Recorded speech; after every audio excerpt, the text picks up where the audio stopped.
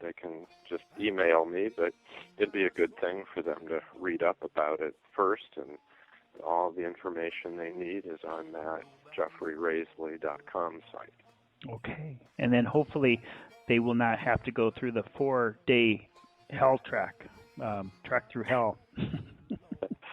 Yeah, we haven't had to have that experience since. But one thing I learned from that, which I suppose is a lesson I should have known before, is always have a plan B.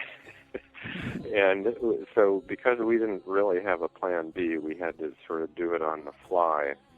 But with this group in May, we're going to avoid the risk of the puddle jumper flights up into the mountains. We're going to take our own vehicle and repeat what that group in '08 did. We'll drive to the end of the road and hike to Basa, but we have an itinerary so that we won't have to be spending 10 to 12 hours a day hiking, because we'll have enough time that we can do it leisurely.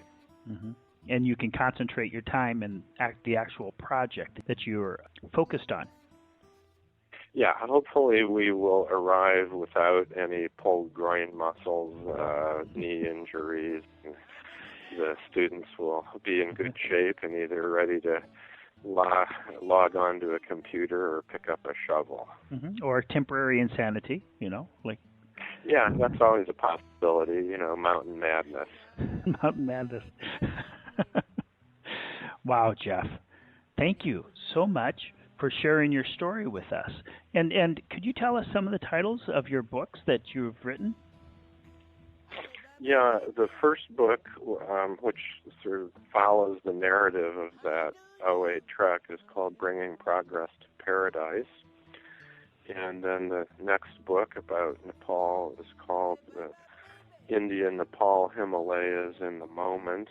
And it's a series of articles, personal essays that I wrote over time, beginning with the first time I went to Nepal.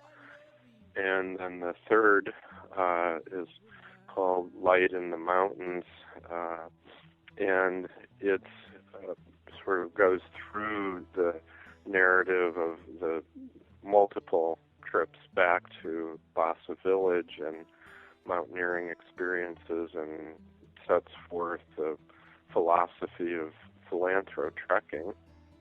And I've written a few other books as well. I've written a legal thriller. I was a lawyer for 30 years, so it's called False Prophet, and it's based on a case I had years ago. And I've written a book about islands, because I spent a lot of time also kayaking and scuba diving in islands, and so it's about island experiences called Islands in My Dreams. And my most recent book is completely different.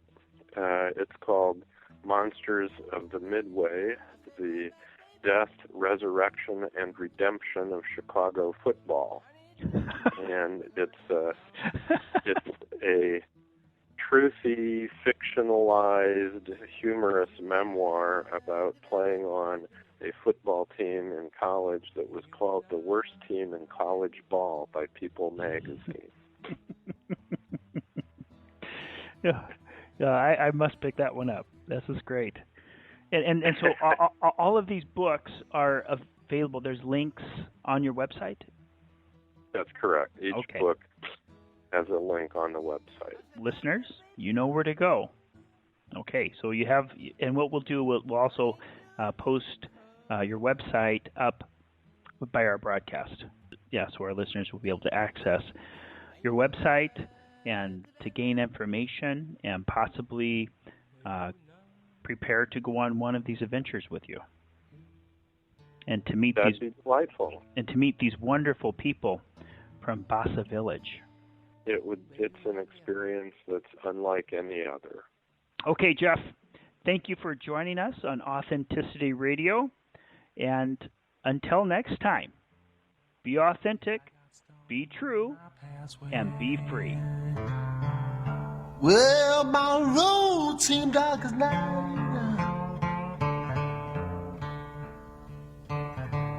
I got stones in my path. Oh, my road seemed dark at night.